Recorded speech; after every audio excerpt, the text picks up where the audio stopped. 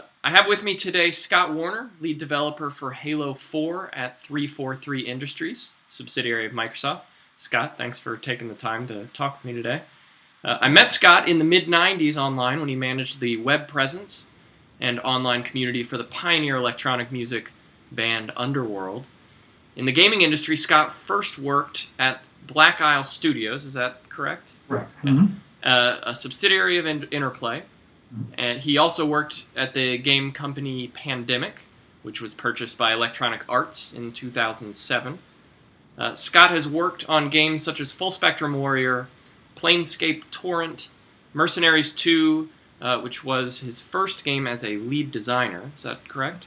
Among others.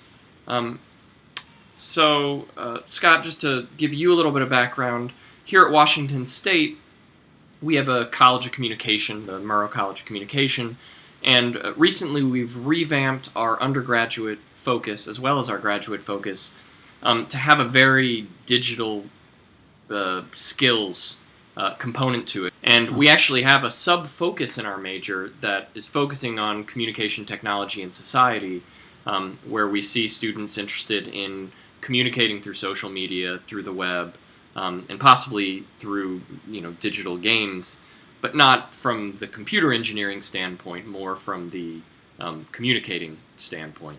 Right. You've worked, as I said, for a good number of critically and commercially successful video game projects. A number of my students asked this question.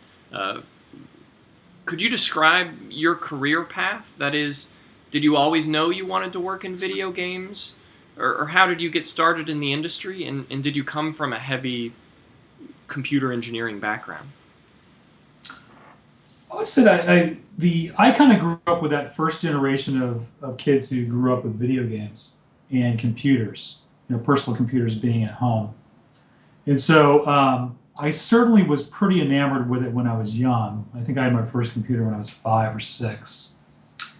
And played a lot of games, did early programming on computers at that time. Did a lot of related things, like was pretty good at math. And was pretty invested in it until I was probably, in junior high, I think. At that point, I don't think this was a conscious thing, but I think at that point I kind of saw computers and particularly video games as sort of not a life career thing. It was more of like, this is a hobby and this is just something that's fun. And I'm gonna have to do serious work for a serious career.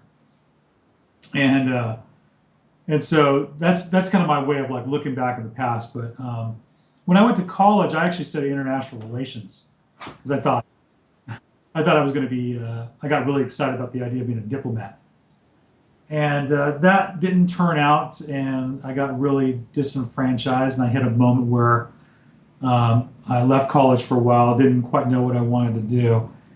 And a friend of mine was actually involved with a startup company in the mid-90s and making video games. And every time I'd call him on the phone, he'd be like, hey, it's 3 o'clock, and right now we're just playing a game of Quake. It's really fun. I was like, man, this guy's getting paid to do this.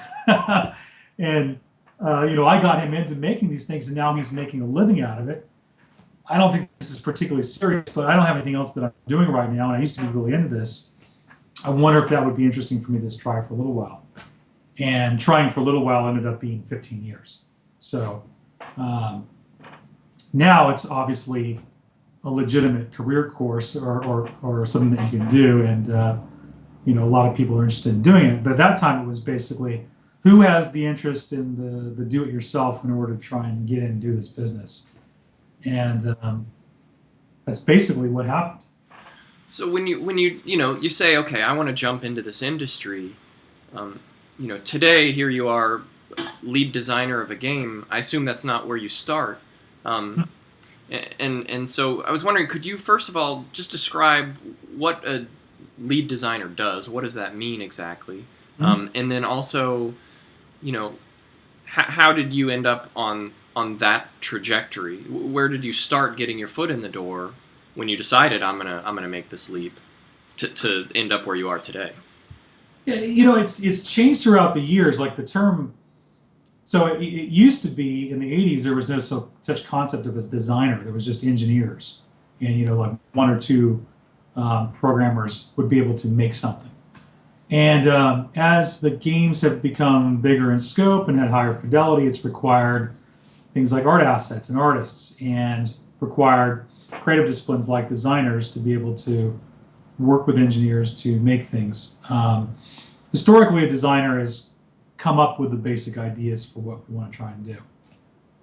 And then once we say, hey, we want to make this game that's about zeppelins with machine guns that blow things up, then that goes off, basically work with the artists and the engineers, audio developers, etc., to try and create the engine tools or use engines and tools to create those features that then go back to content teams like artists and designers to put it together and make something that is that experience. So over the years, you might have a designer that would work with something and make that. And then as teams got bigger, you needed the concept of like a lead designer, because you would have a team of designers that need to be managed by a lead designer who is sort of owning the design for the game and doing more delegation of what's required of the responsibilities rather than actually doing like the day-to-day work. Although they, over the years, like a lot of times, those designers will still do some of the work. And then you get to a team like Halo, where you have 340 odd people make. Yeah. Then it becomes a real. You kind of have what we have as a creative director, who would be like sort of like the equivalent of a director of movies, and he's sort of the vision holder. And a lead designer will take the vision and interpret that into the actual design of the game. And then from there you say, well, okay, well, if Halo is about science fiction and space marines, that means we're going to need to have soldiers with guns that are fighting these aliens, et cetera. What do those systems look like? And then from there, I work with my designers and I say, okay, you're going to own weapons, and you're going to own vehicles, and you're going to own the world, you're going to own et cetera, et cetera. And my job is to sort of set the parameters around what it is that we're trying to develop and provide the feedback to sort of guide the ship as we're going along, and manage those designers' careers as well. Some companies do it differently. For instance, Electronic Arts, I know, has the concept of creative people who just do creative and they don't do any management of people, and then managing people is separate. It depends on the different company. But for us, it's kind of one and the same. And on this project, I actually managed to still actually mix in direct work on the game itself. So there's parts of the campaign of the game that were my direct implementation, which was great, because a lot of times when you get, like my design team, I think we have 30 designers on the team. It becomes hard with that kind of management to sort of do direct hands-on work, which is frustrating. But I actually managed to get to do some, which was great. So I hope that kind of answers like design over the years and how that's evolved. Oh, you asked how. So how did you land there? Yeah. So I went to a game developer conference, which is still happening. It's GDC in the mid '90s, and I walked in the door to their expo floor, which always has a career pavilion, and started asking around. I said, "Hey, I want to get into games." And they're like, "Well, can you code?" I'm like, "Well, barely." And they're like, "Well, can you like draw? Can you make art?" Not really. And they're like, "Okay, well, nothing much to do." But a pretty common role into video games then, and still to a certain extent now, was testing. And it happened at Black Isle. Well, Interplay, the larger company, had a testing department of about 100 people, and they do what it suggests. Basically, products that are in development will go through the testing department. The testing department will test it to find bugs and log them and try and work with the developers to iron out all the kinks. And back in the day, that was a great way for meeting development teams, because you would work very directly with them day in and day out to find all of the problems of the game. And it would give you this great sort of game development 101 on how everything works, because you would kind of understand. You might actually have a better, broader understanding of how a video game is made than an actual designer or artist who is actually working on the title, because you'd have a kind of more broad perspective of things. So that role still exists to this day. But as the projects have gotten much bigger, it's kind of harder, and also as students have become a lot more interested in making games as a career, it's kind of hard to just happen into it anymore. Usually we end up hiring people out of college who are highly educated to come in and take a junior design position or an art position versus just going, hey, I want to make games, and then just dropping right in and doing it. So, considering, many of my students are, they're kind of like you probably were. They have a decent skill set of digital tools. They have a good understanding of digital industries. They're stellar communicators. What type of positions are available for people like that in the computer industry if they wanted to break in, or I'm sure there's PR departments and advertising departments, but actually more in the game design process, or really today's day and age, do you have to either get your foot in the door by working at a small indie and start building up, or have actual training on the ground for video games specifically?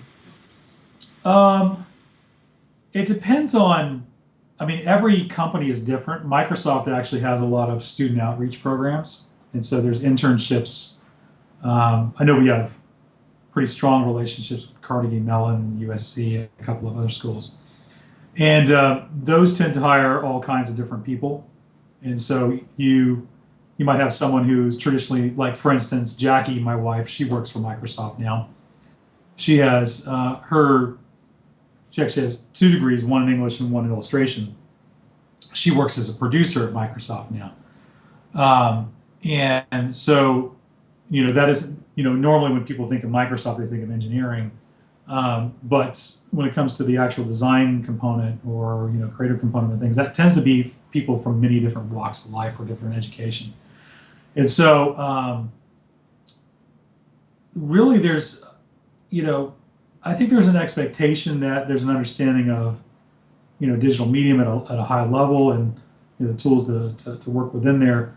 But it isn't necessarily true that I've seen a lot of feedback online where people will talk about, in order to get into games, you really have to have a computer science background at this point in time, which is not, I kind of really dislike that perspective, because it tends to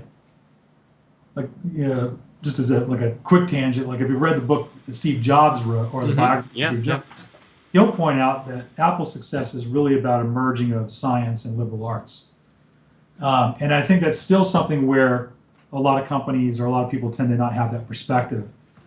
So you could say to one student, well, if you want to get into games, you really have to have a computer science degree. That may or may not be the thing that really is what they contribute the best, to any particular project. And so I have a hard time with that advice.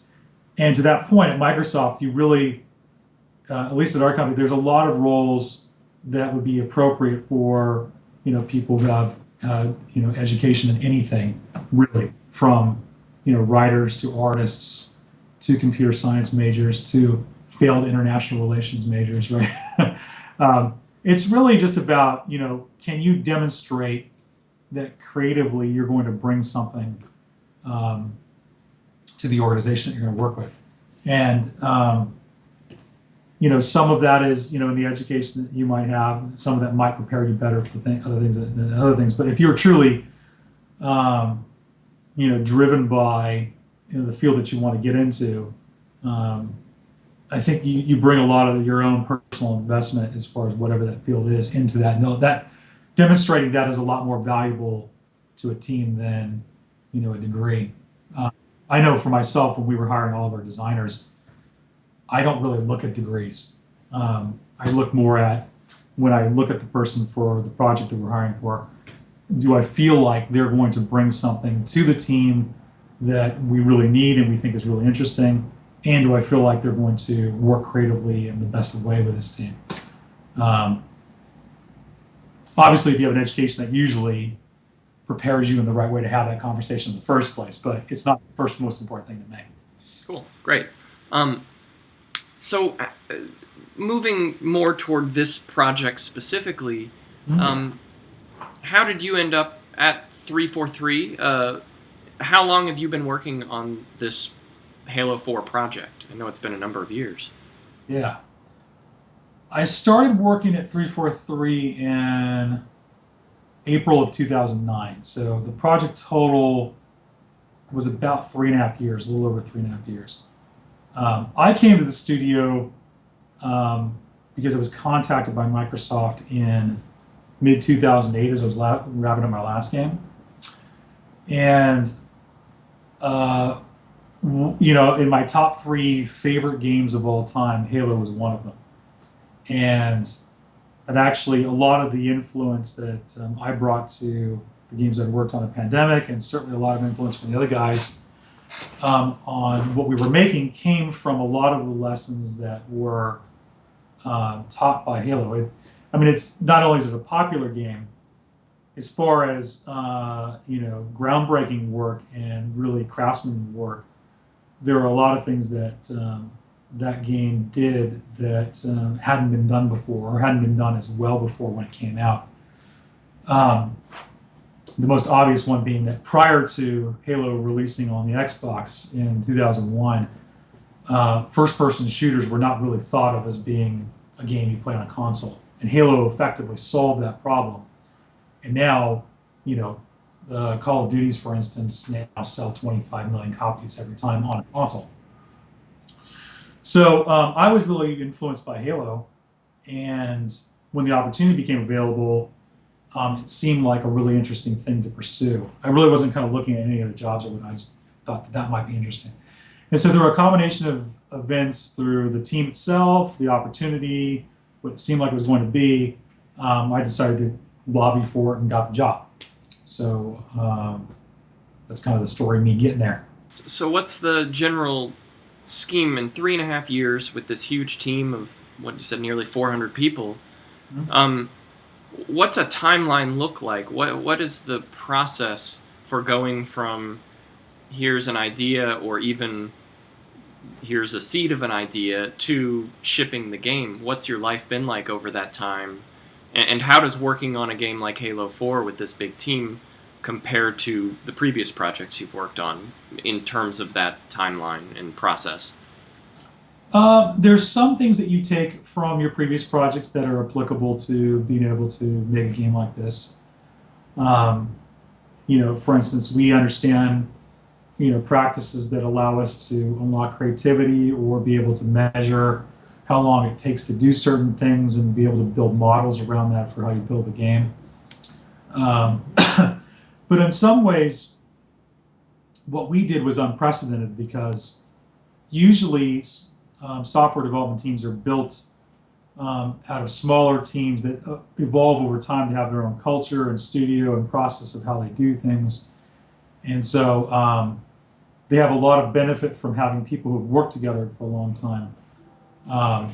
We didn't have that benefit. We had a couple of people that worked together, but for the most part, it was a lot of people that had been brought into the studio to make this game. And so you're talking about, dozens of different studios throughout video game development that had people represented the company that had never worked before.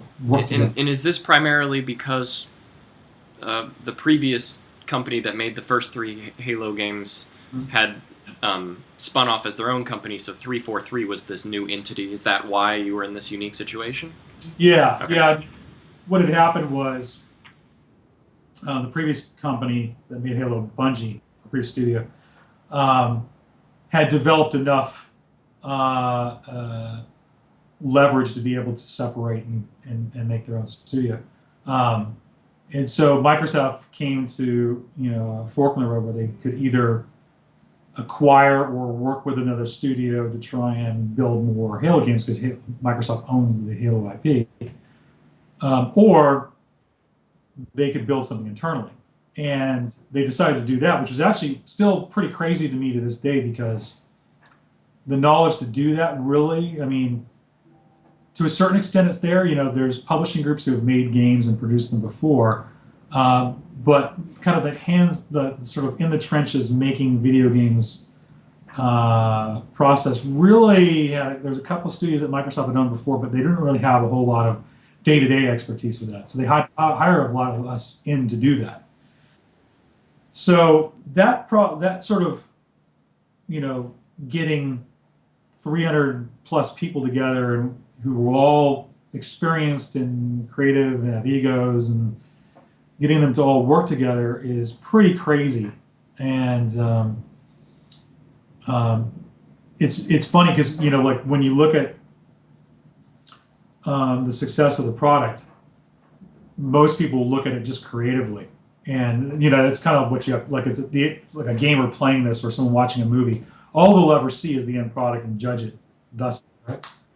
Whereas when we look at our project, we think, oh my God, how did we ship this? Because the magnitude of the problem of getting all those people together to make something who had never made it before is never been done before. So it's sort of a problem that was brand new for a lot of us. So it's like there's some best practices we could draw on, but on the other hand, it was kind of like uncharted territory. So, and I mean, my first game I started on, I think there was like 20 of us. 20. So now you're at a game more than 10 times that size. 20-person team versus, going into like 300, 400 people. Like you're getting into like, I forget like the terminology around it. But there's hard limits on community sizes and human beings, right? And you start to really, butt up against some of those problems when you have a team that big. So I know from talking with you on previous games, the last few months or year or whatever, right before the release, you're working these huge 80-hour weeks, crazy hours. And then other times earlier in the development, it might not be quite so stressful. Are there different phases throughout the process? And in each of those phases, what's like a normal week for you? What are you doing with that time? Yeah, I always find that's an individual question, because God, for me, there's a guy, I forget the name of, he had this great quote recently, which was, and I'm probably paraphrasing it the wrong way, which is that there's no such thing as work-life balance. Yeah, I've heard that, yeah. And I think that's true of a certain percentage of people, and that's true of me, where I don't perceive off and on time. I only perceive it as, oh my God, one day I'm going to die, and I need to get all of this stuff done before that.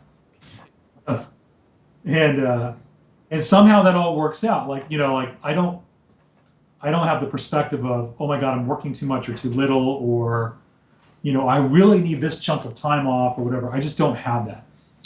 But lots of other people do, and you need to be conscious of that with a team like this, where it's really big and everybody has different demands of their time. There's families and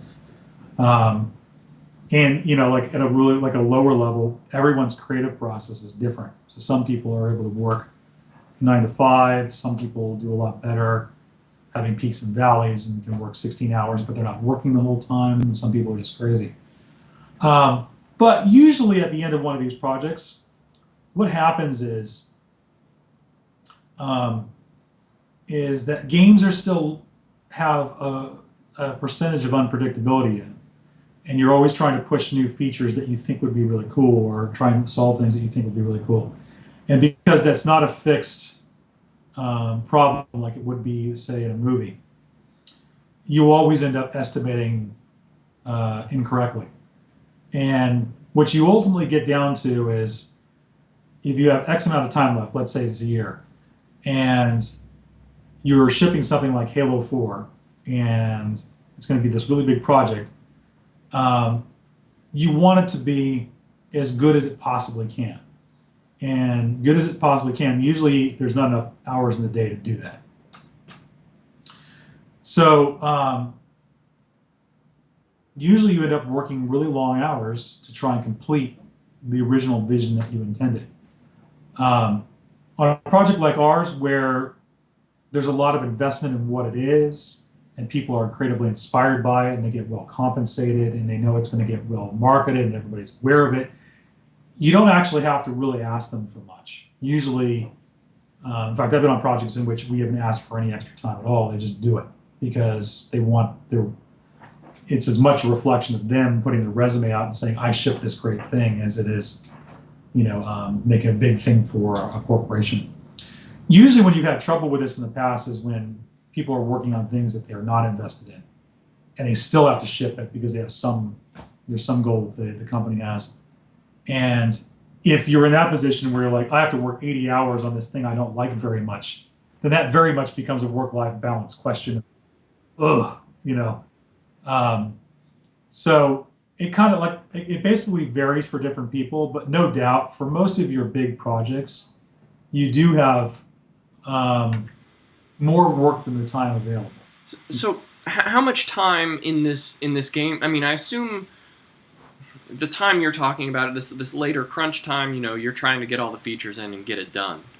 But how much time do you spend in the, I don't know, in the room around the desk spitballing about the overall plot and coming up with, like, on a 3-year project, you've got all these people, maybe all these people aren't working the whole time.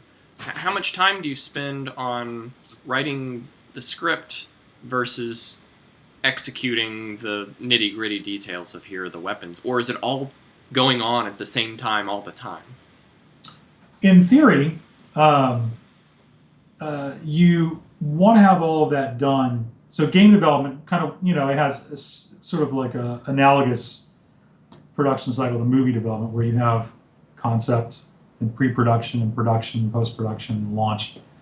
And in theory, you want to have all of your unanswered questions finished in pre-production.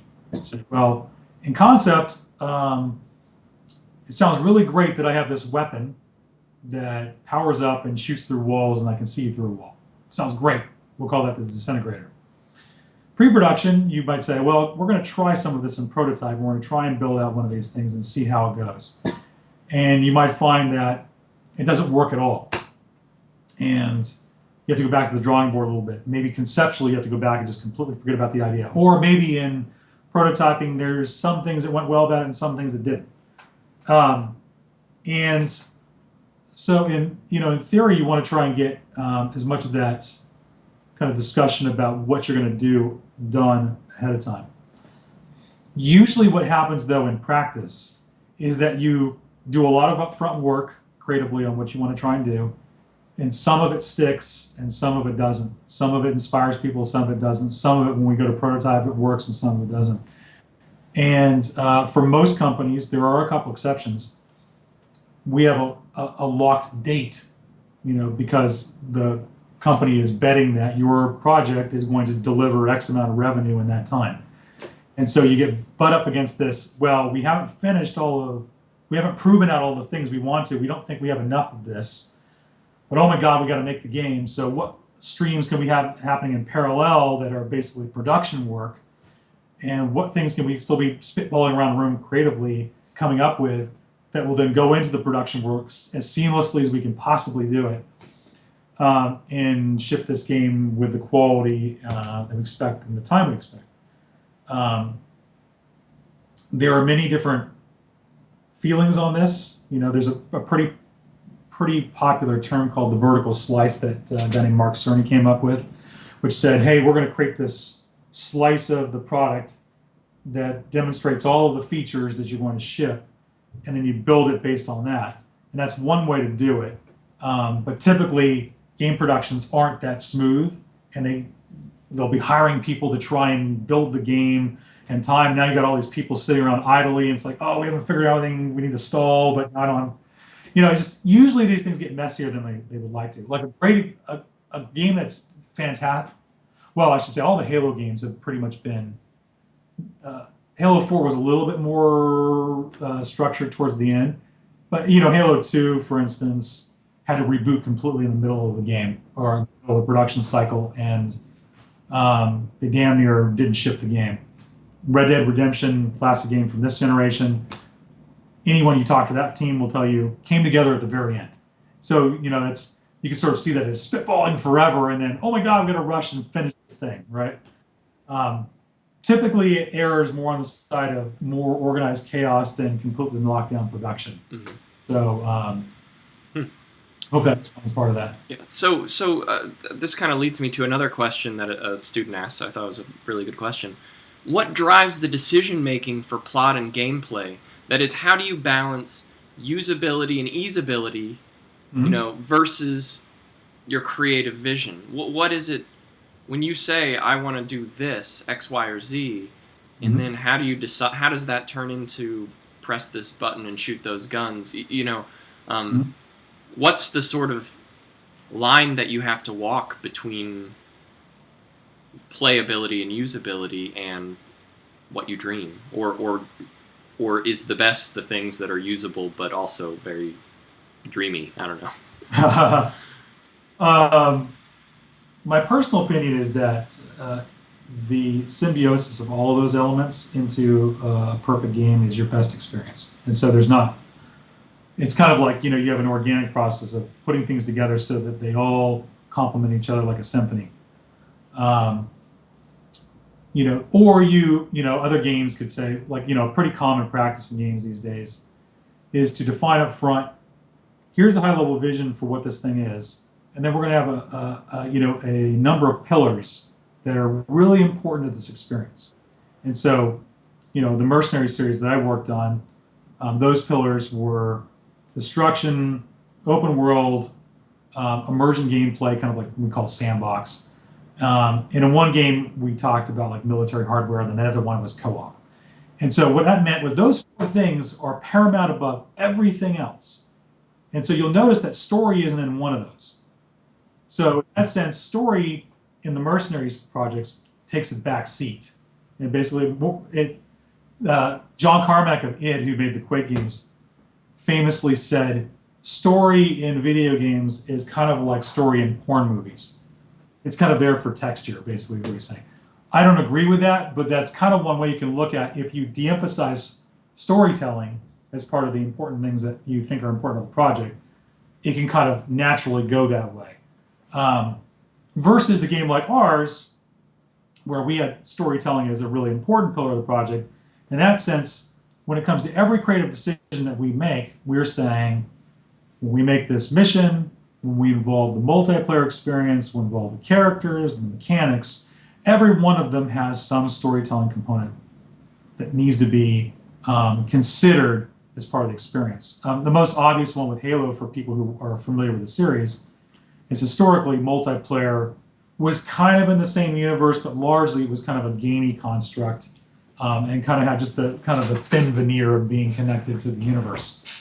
Whereas on our game, we basically made a big effort to contextualize the whole thing as part of, like there's this giant ship, and this giant ship trains the military to go out on combat operations, and the way they train those is through player versus player simulated multiplayer experiences. And that ship is also going to tie in with the Master Chief's campaign, the main story thread. And so we put a lot of effort into trying to make those components a lot more integrated. So it depends on the priorities of the project and team. I kind of see games as being either story driven or simulation driven. So either you're starting with the team is going to be really influenced by the idea of a universe and a story and the characters and how you create a game experience around that, or you're really talking about a simulation. And the simulation is sports or The Sims, or those are your two big starting. And what do you prefer? Or does it just depend? Both can be done well. Yeah, well, it's a little more nuanced than that. I'm kind of an explorer, so the thing that I really like is universes, and so I don't need to have a zero sum or a win. I like to actually just kind of wander around. And so that's kind of a different way to look at it. But that tends to sort of usually stem from it's a universe of this construction. I'm decided, like, let's say I'm in Rama, from Rendezvous with Rama, I'm going to explore that thing. I've started from, there's a story that I'm telling there. And that helps inspire everybody to think of what would sort of fill out that story experience in a game. So as a game player, what do you look for most in a game? What are your favorite games? And also, as a designer, what games inspire you? Are those the same thing, or is there something different you look for when you're evaluating as a designer than when you're evaluating as a player? Um, huh. Yeah, I mean, I guess the things that I admire, I mean, inspire me. I don't think they're mutually exclusive. Um, my, I guess the things that really inspire me are experiences I haven't had before. And that's probably true of music and movies and games. Like the things that really I enjoy are, experiences I kind of perceive as pushing us forward and giving us new ways to look at things. And so that's what always excites me in games or music or movies. My favorite games at the time they released were all games that did just that. So if I were to rattle some off, in this generation, it'd be Red Dead Redemption, kind of like your first big Western game, and particularly the storytelling and the character development in the game is on a level I haven't seen before in a video game, which is really cool.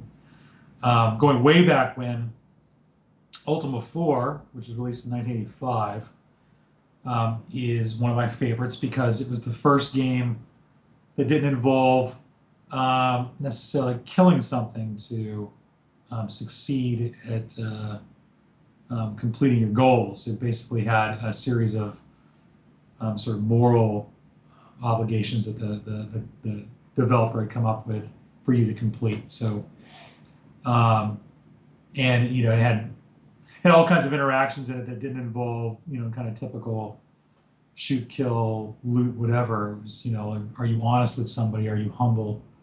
Are you being just? Just really fascinating. Even for its time, it was way ahead of its time, and there's still never been anything quite like it. Although I understand there's actually an article out there right now talking about how it's the game that students love to hate because a lot of old, crusty video game instructors like to have them force them play that. So don't blame me if you don't like it.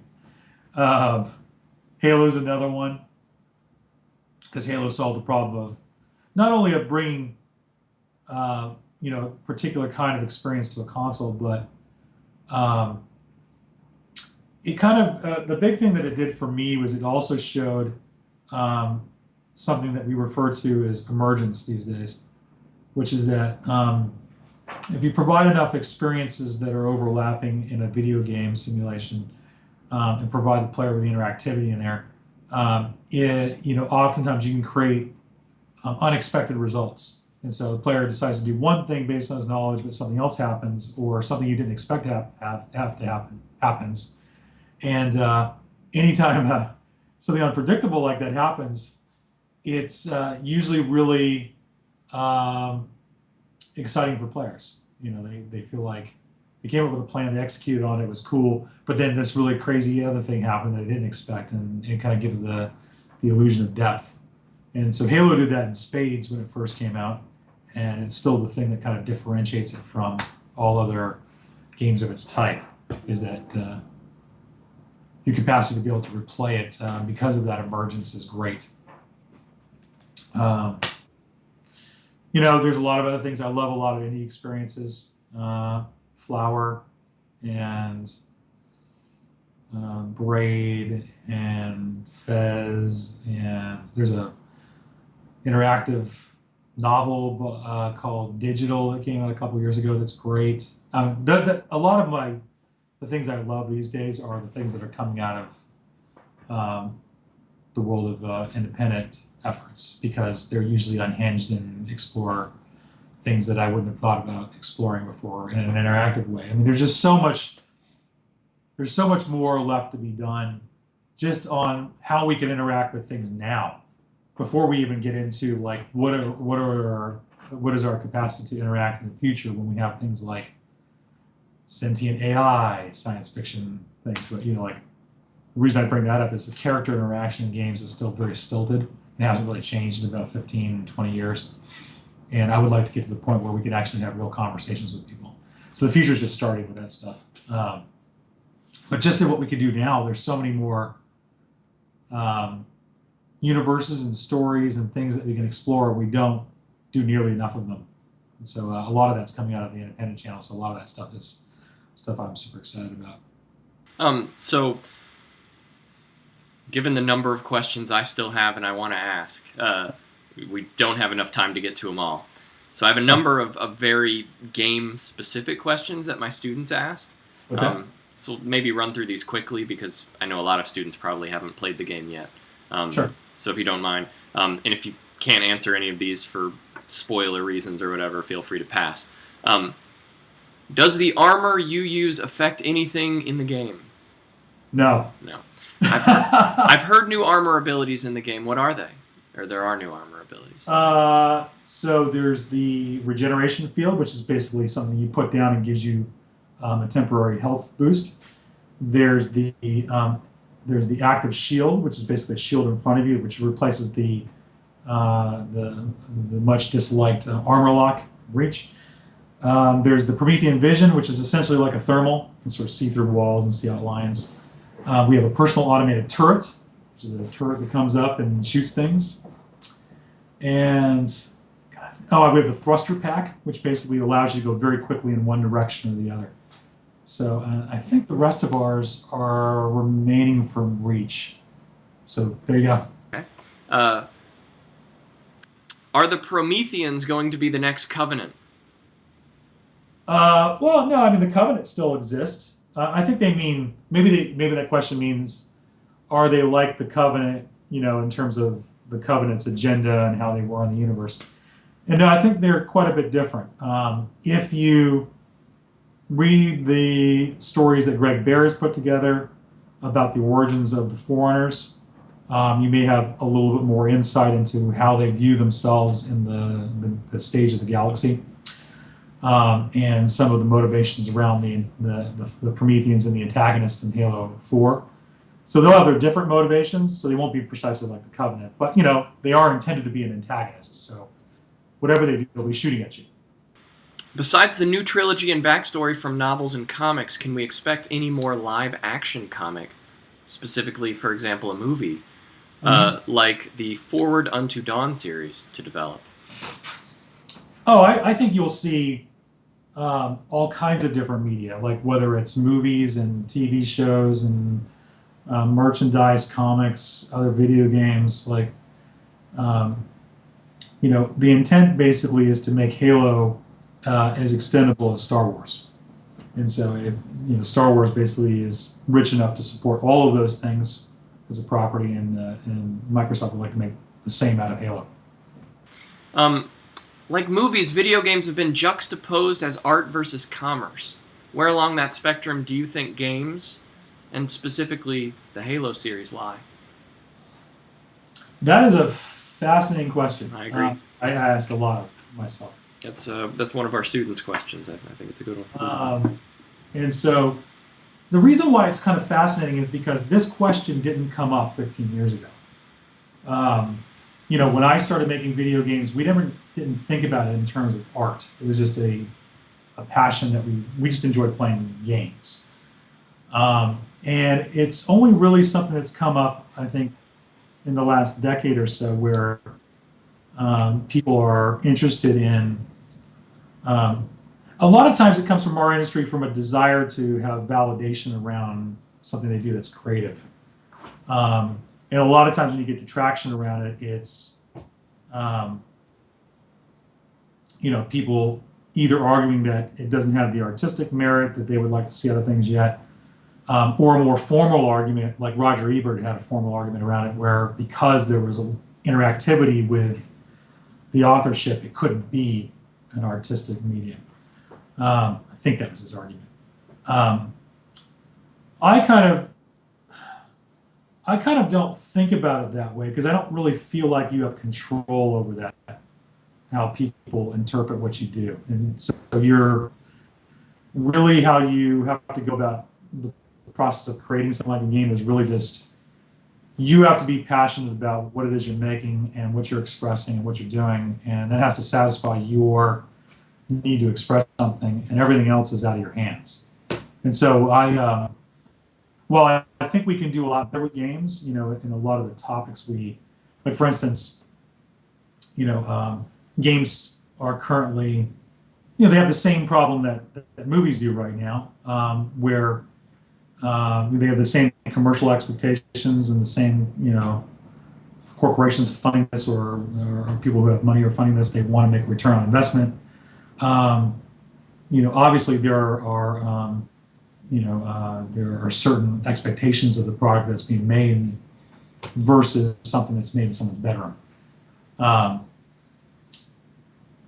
Sorry, rambling this one a little bit. But Halo is a fascinating one because I think Halo would represent like an 800-pound gorilla of commerce. And when Halo began, I can tell you all the guys at Bungie who made the game would not think of it as being a commercial or a product strictly for commerce. We want to make this great game that we love playing, that's a shooter, etc. And they wouldn't think about it in terms of that question, but that's something that comes up a lot more now. We have a general creative problem, not inside of just games, but in movies and music and lots of other mediums where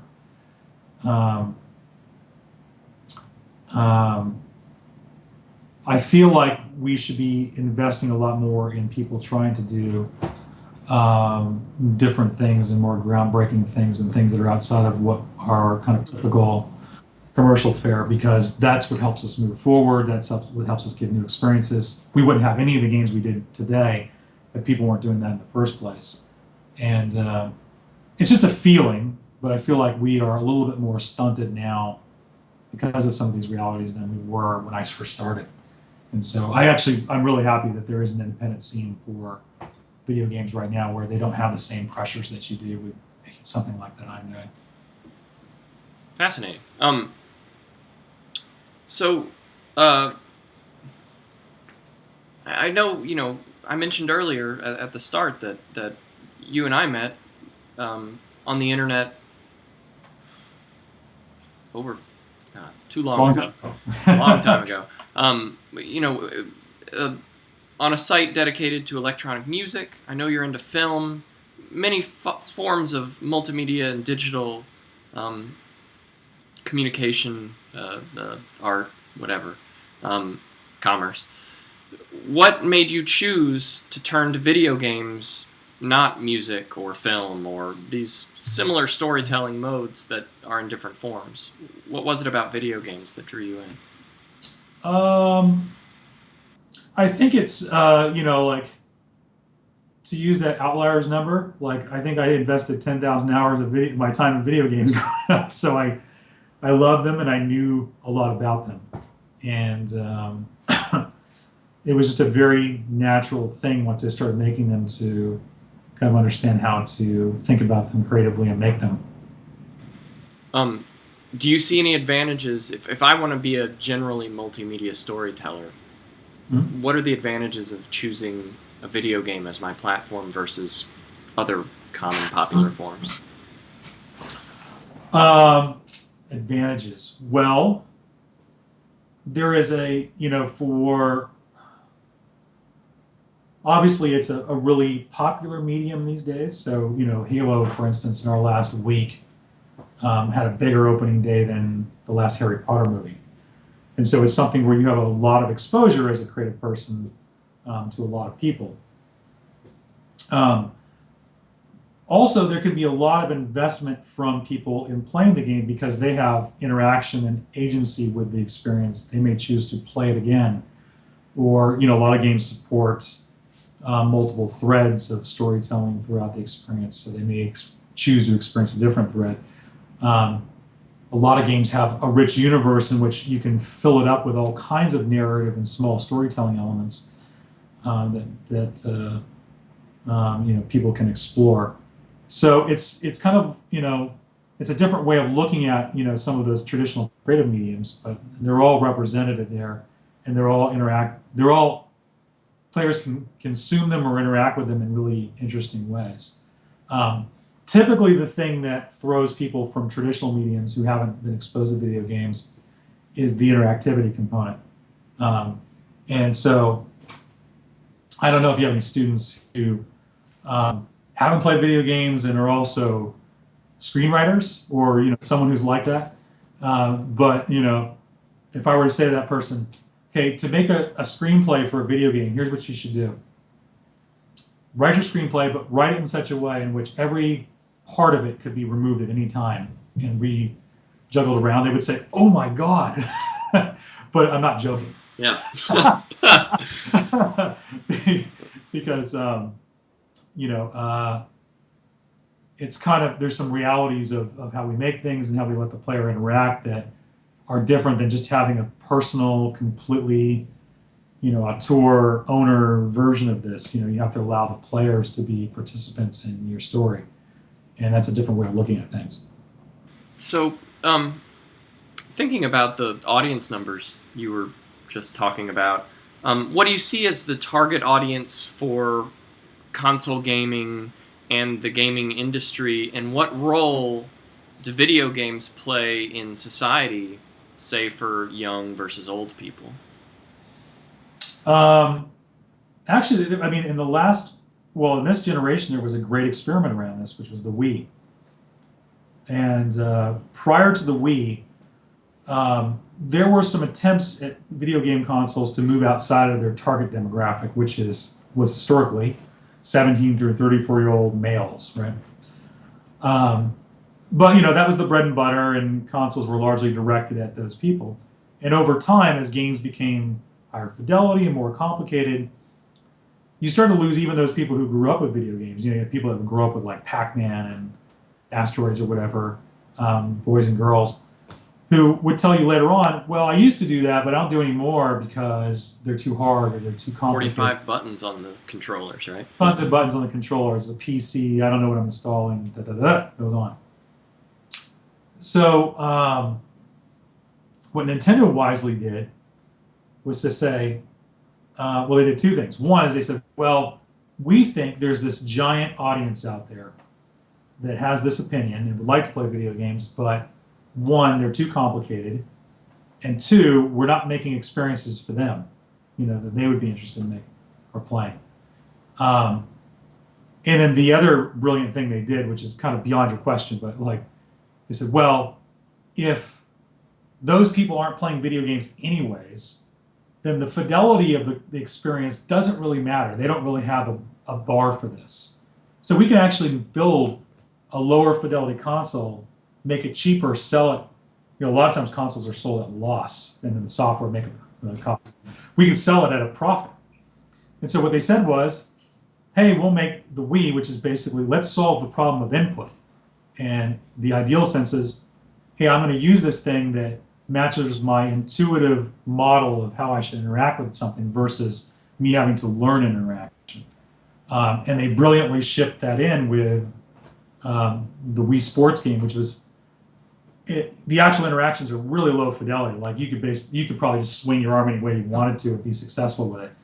But what people usually do is like, oh, I'm bowling, so I do this, and they know immediately as humans how to do that versus having to interact with a console.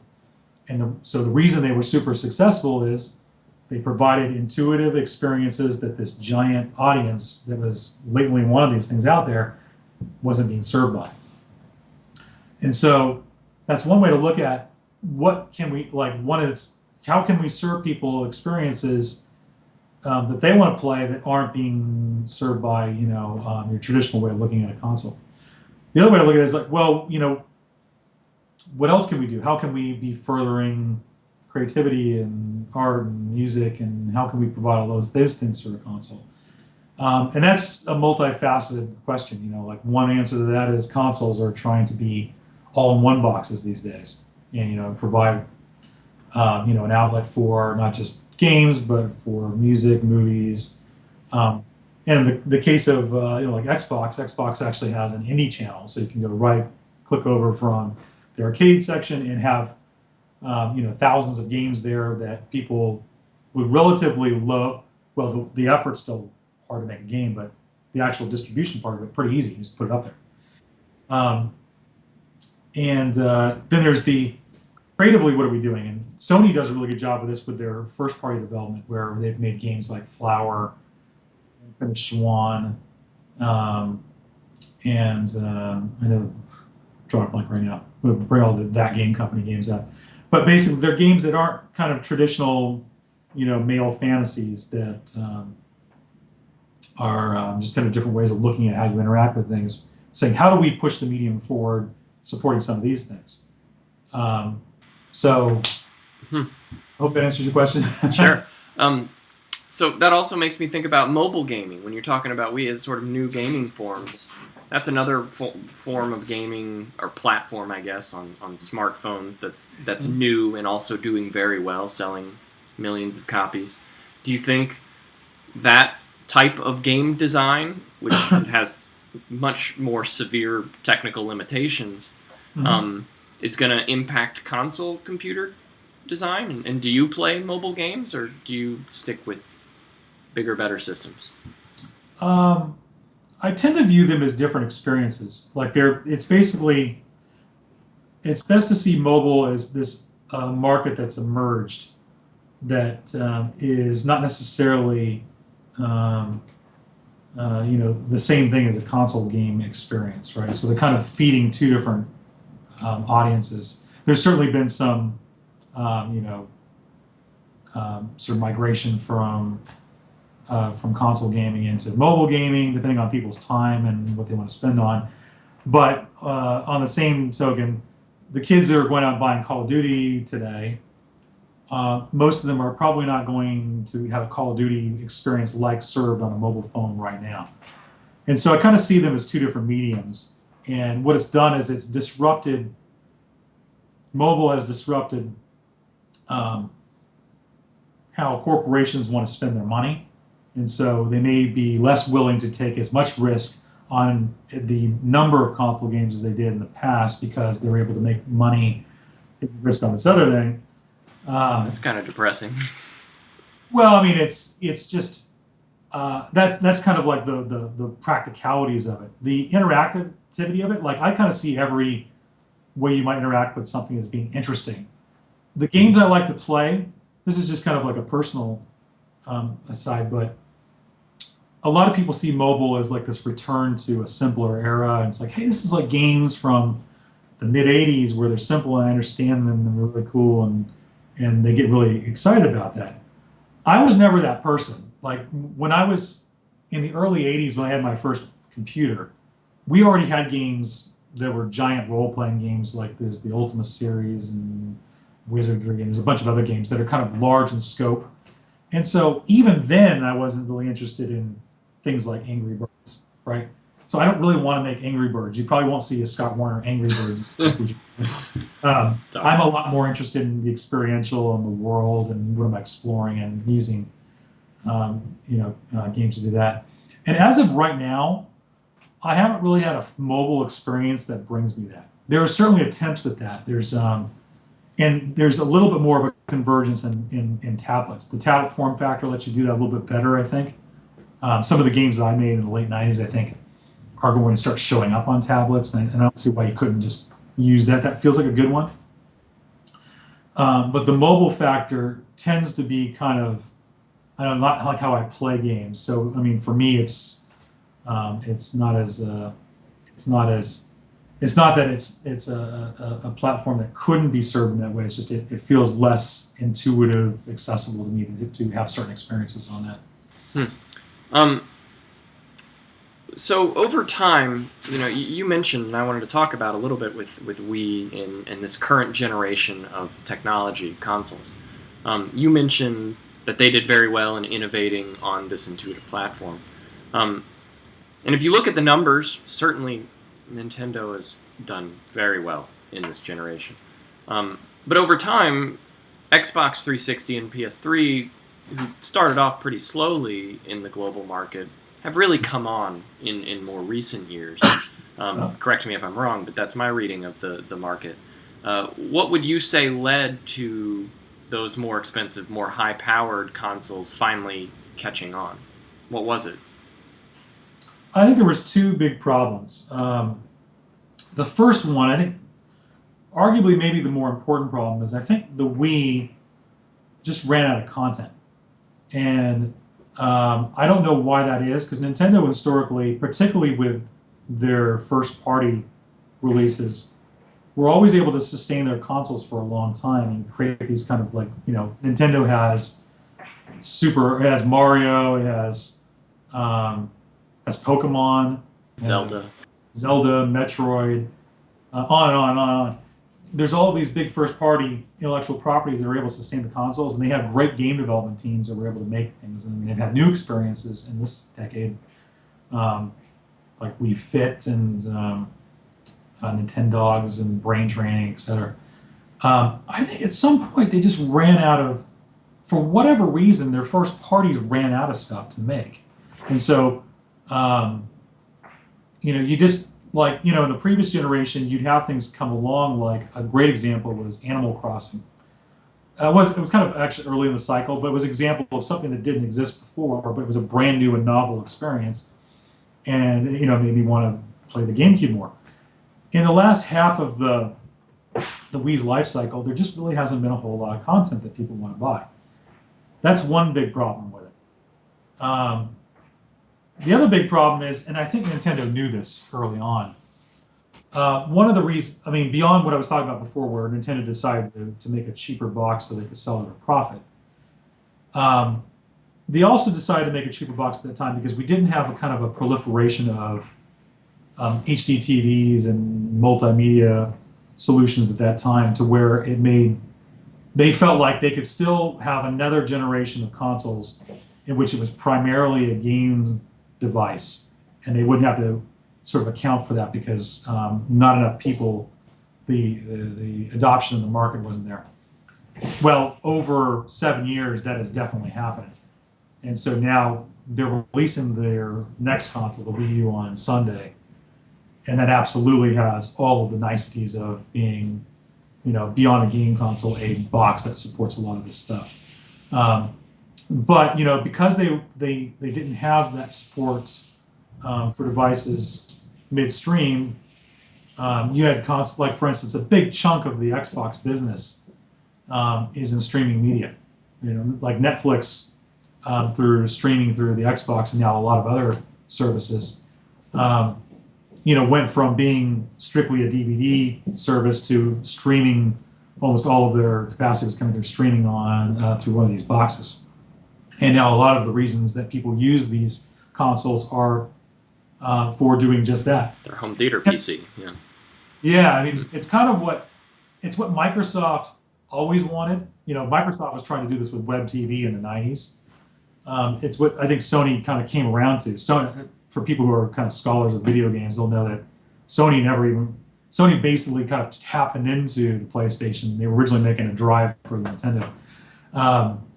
So it's something that has eventually happened and will continue to be the trajectory of not just Microsoft and Sony, but Apple, Google, everybody else.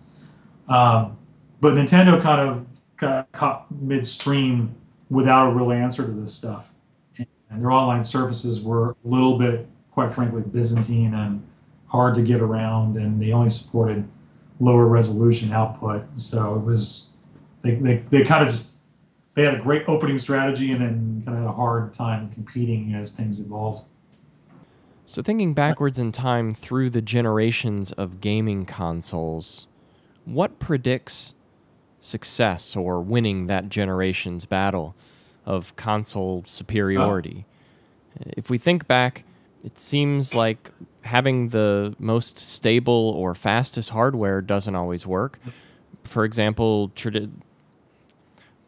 the original NES was a wild success, yet it was very glitchy with games compared to some of the systems it was up against. So why are some systems successful and some not? Is it just the quality of games that come out for that system, or is there something else that is a good predictor? Um, No, we're usually pretty bad at it, predicting what's going to be successful or not. Um, you make long-term plans. Obviously, the long-term plan around making the Xbox and the PlayStation a content delivery device of all types was a smart long-term plan, and probably aids in those consoles being having a longer lifespan than the Wii. Um, but usually it's what are the experiences that are being released on a particular platform? What is it that people want to buy and get excited about? That's usually what drives the sale of the console, agnostic of what its capabilities are. Like to your point, there's been a lot of systems in the past, like the Atari Jaguar or the Sega CD or Dreamcast. Um, you know, trying to think of some more off the top of my head. That were superior consoles at the time in terms of what their hardware brought, but they didn't have the at that time it was the games, and these days it would be the capabilities in addition to the games that would sell the hardware. And then as we move into the future, really the question becomes, what is hardware?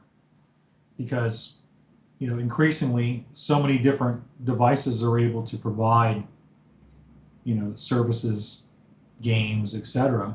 A pretty popular content delivery service for games is Steam on the PC and on the Mac, and that doesn't really require. Yeah, I've got Steam hooked up to my TV. Yeah. Yeah, and that kind of gets past the idea of a console, right? So it's really just a question of in the past with those devices, who could provide us with the content that was popular that people wanted at that time. Historically, there's been a pretty big difference between console gaming and PC gaming, or gaming at your computer. Mhm. Correct me if I'm wrong. I'm interested in hearing historically how you see that difference, and moving forward, if you see that difference continuing or if that's going to change. It really just comes down to form factor and the experience you have when you interact with something. Like there's some experiences that are great on a phone, there's some that are great on a PC. Um, I don't think, like for example, I don't think StarCraft or World of Warcraft are going to get any better on my couch, right? Those are things I like to sit down in front of a screen and play. Versus, first-person shooter. Some people love playing that on a PC with the interactivity they have with that, with mouse, keyboard input. Some people love playing it on sitting on the couch.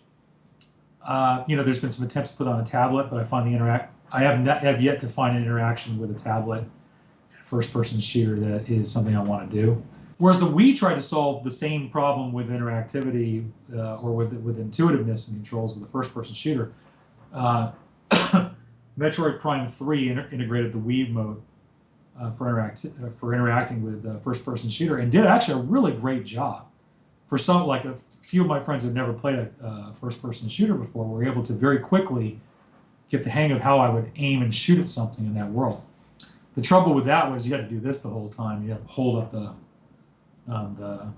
Wii mode. It got fatiguing, and so in solving one problem, we introduced another, and I don't think people actually wanted to do that. So, then as we move into the future, it's, what are new versions of interactivity, right? There's a lot of people working on, different ways we can interact with a gaming experience. So, the form factor will change again. So I know for me personally, it's based on whatever the experience is, what is the right way to play it? And what's the way that makes me feel the most comfortable or most engaged with that experience? Cool. Switching gears, thinking back over the last 15 or 20 years, one of the biggest changes in technology is the widespread diffusion of the internet and broadband technologies. I was wondering if you could share a little bit about how you see widespread internet diffusion impacting game development, and also how has being able to interact via social networks and the diffusion of online social network sites, has that changed games or the way you develop games? Oh, those are huge. just looking at the technology, obviously, as technology is developed with the internet and broadband, the proliferation of the stuff into the home. Halo, for example, was a great sea change in multiplayer video gaming because it came along with Xbox releasing their live service. And so previously, multiplayer gaming online was sort of the domain of hardcore players who understood how to set up their systems and connect to servers, and understand how the servers worked and what ping was, and what was the quality of the service. Halo 2 came in and said, all you need to do is say, I want to play multiplayer, and go hit the button, and you join right in. And that basically not only basically transitioned a lot of people from PC multiplayer gaming to people who had never played those experiences before, now having the access to play multiplayer gaming online. And that's been very transformative in how we look at, or how we even think about the kind of games that we fund, because multiplayer has such a sustain around it, such a perception of value from people, such a, people are willing to buy more content as part of a multiplayer experience because they've been bought into this thing that they keep playing, that now, companies like Electronic Arts won't even, fund a game or decide to produce a game unless it has a multiplayer component. So that's one example of how technology has directly affected console game, or basically video games. And just social networks, for instance, have had a large impact on how we perceive what kind of experiences we make. A good example was what happened with Facebook over the last couple of years, where if you have an install base of millions and millions and millions of people, just having 1% of those people play the experience, is enough to justify spending a lot of money on making something, and changes how we look at what kind of games we want to make. And then the kind of games that you might make for a social experience, like what Zynga made, have different criteria around, what that experience is versus what I might like playing. Where, I might like playing something that's Tolkien-esque and it's a high fantasy game, whereas, my mother, who's 45, would like to make her own farm, and because of the way it's engineered, hey, her other friends who are from high school happen to be online too, and they're making farms. And ooh, I don't like that person in high school. And yeah, if I just spent a little bit of money, I could actually have a better farm than her. It's like a social dynamic that comes out of that we hadn't ever really considered in making kind of more of a hardcore video game. Social, like the social component of a game like World of Warcraft was pretty huge and hadn't really been explored too deeply before that game. But what we found was, in the way that game is engineered, the investment that people would have in the time that they would put into it, and the kinds of activities you had to do that encourage you to work with other people in order to complete your goals, meant that you would spend an incredible amount of time with this person or these people online, and form a social dynamic that people hadn't really seen before. And so the idea of community and building things online and actually having a group like that, I guess it would be analogous to like what we experienced with music in the 90s with internet groups and whatnot, but just in a different way. Before the experience of having that game, like building those two things together, created a new way for people to interact and form communities that they bonded around. So that's a few examples. I mean, we know, from a business perspective, and I have to imagine this is why Google finds this very interesting and why Facebook finds this very interesting. We know that building experiences around people forming communities tends to have them value the experience very highly. and have a very sentimental value around it, and have a, get them more attracted to that experience. And so,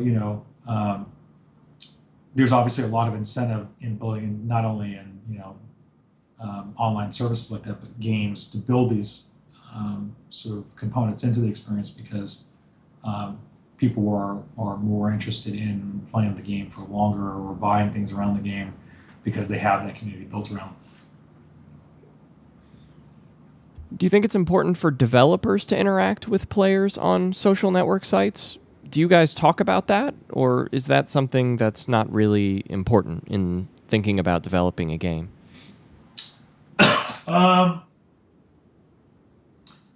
too much. Not much with Halo, because Halo is so incredibly PR driven that, like, we don't, I mean, we do interact, but, we have a pretty strong criteria of things we can and can't say, and you sort of code of contact online. And so, it's pretty well, the marketing machine around a product like Halo is so planned and timed out around the kind of beats they want to hit around, and how they want to generate impact on things, and they don't want to spoil that anyway. So our interactivity tends to be not something that you even consider, like, hey, I'm going to go out and answer a bunch of questions of this by my own accord. I kind of a view of that as well. And going back to our experience with Underworld, they kind of had a view on this that was similar, which is that you want to be careful with that level of interactivity as a creative person making something with people who are fans of it, because part of what they're buying into is an enigma, or like a fantasy. And if you deconstruct that too much, then the desire around it tends to go away, and they tend to, you can actually create a pretty entitled fan base out of that, where they say, well, this person is providing me all of their time, and all of, they're always kind of, hey, I'll go and do this thing for you. But it actually goes from, like an admiration for what they do, to an entitlement or an expectation. It's pretty fascinating to watch this happen. We used to experience a little bit of that back with the Black Isle games, because we'd have smaller fan bases and communities, and we'd interact with them a little bit more. And you start to notice people transition from, I love your game and I love everything you do, to, you're so stupid for having done this. Why would you do something like this? Why wouldn't you do it my way?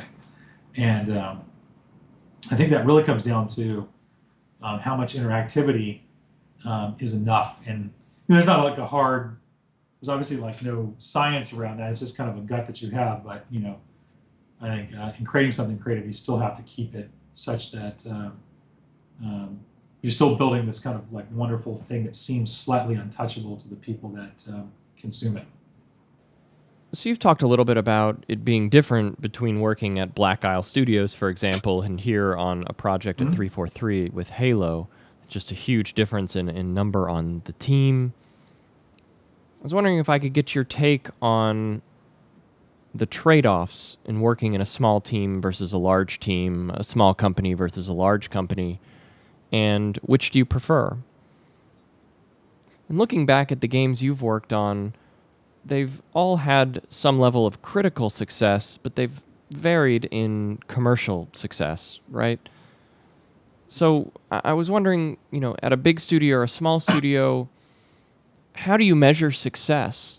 And what is it at the end of the game, or the end of the development cycle, that you look for in different companies or on different games as being successful or not?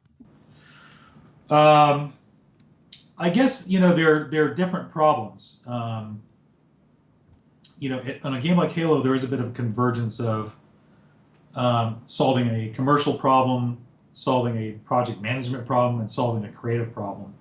And those things are nicely aligned, where they satisfy the most important thing, which is the desire to be creative. And so, good example of that is that, even though, like, this is a a hugely financed product that requires us to think about who's buying it and do market research and do a lot of things that would probably be not ideal for someone doing something more personal. They are not things that violate, these are not questions that violate what I need to make or what I need to do creatively with Halo. So, for instance, I wanted to come and make a first-person shooter. I wanted to make a great one. I wanted to make one in this world. I wanted to appeal to the people who had purchased it before. I wanted to blend that with my own creative desires, which Microsoft happily, the people that we report to, were not particularly,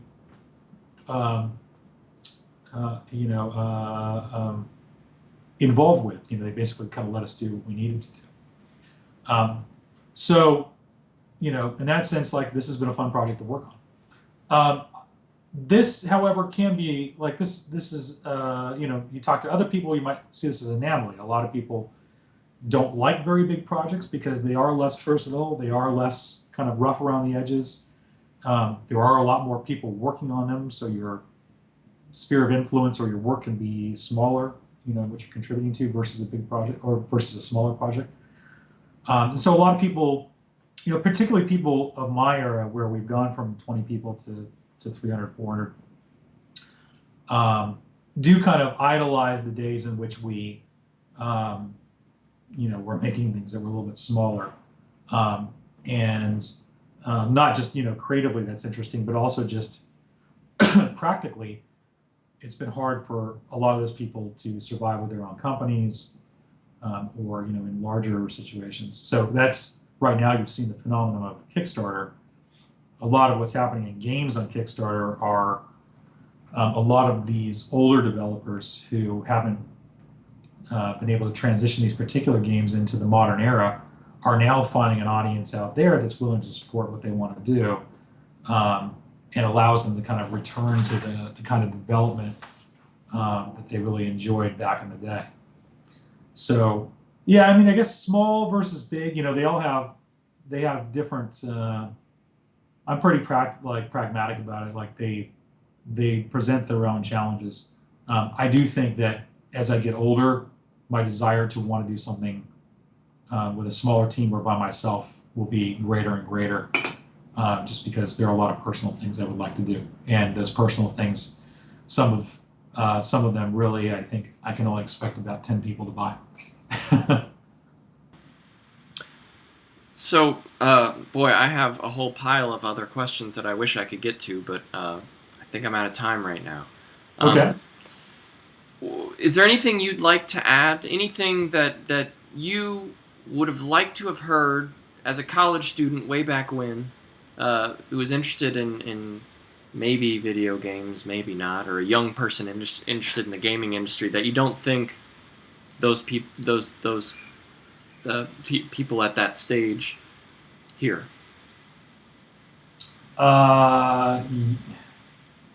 It's a big question. Yeah, absolutely. This is a pretty general answer, but it's like, determine what you are passionate about and haul off on it before you have a family. Like, get started. Because the time and demand on the demands on your time are going to get harder, and the realities of the world will kick in. And when you're in college, it's the best time to explore that and start. Because if you find something that you're passionate around, then to the questions of crunch and 80-hour weeks and whatnot, I don't have a job. Like, I don't see it that way. And if I had something I wasn't passionate about, then I would absolutely think differently about it. The other thing about video games now is, specific to that is, like we were saying before, there are a lot of avenues into it. And if you're passionate about it, don't look at it in terms of, I have to get a computer science degree from Stanford. Look at it in terms of, there are a lot of tools out there now for you to be able to build your own experiences or work with other people building your own experiences, and get it distributed and have a lot of people enjoy your experiences. Go out and do that. right? There's a lot of people that are doing it now. There's some people that are becoming very successful at it. A great example of that is Minecraft. Minecraft started off as one person who wanted to do kind of a sandboxy game on his own time, accepting donations. I believe he has now made $40 million off of it himself. And the internet enabled that, right? Yeah. I mean, there's a lot of opportunity out there for you now, so just do it. Cool. Scott Warner, thank you so much for your time. I really appreciate it. Absolutely. Thank you.